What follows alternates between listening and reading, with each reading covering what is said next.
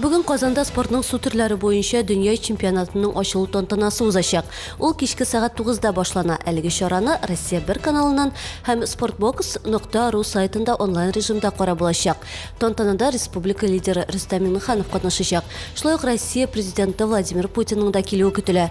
Тамаша 100 илдә трансляцияләнәчәк. Чемпионат ачылышын 4 миллиардтан артык кеше күзәтә алыр дип көтелә.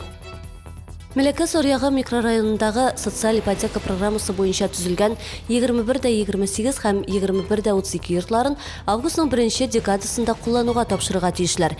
Бүген бу йортларны кабул итү буенча эш бара. Гомумән Чаллыда быел социаль ипотека программасы буенча 340 мең квадрат метр торак төзү планлаштырыла. 4500-гә якын шәһәрдәш фатир алу өчен чиратта тора.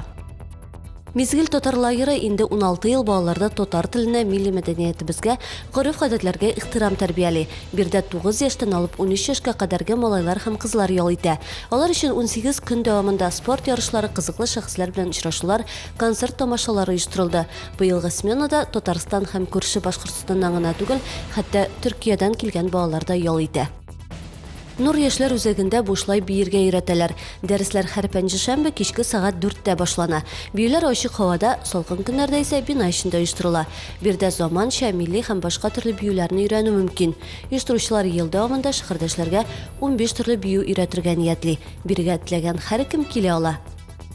Бу һәм башка хәбәрләр турында тулырак яңалыкларның кичке чыгарылышында. Ул 19 сәгать 10 минутта эфирга чыга.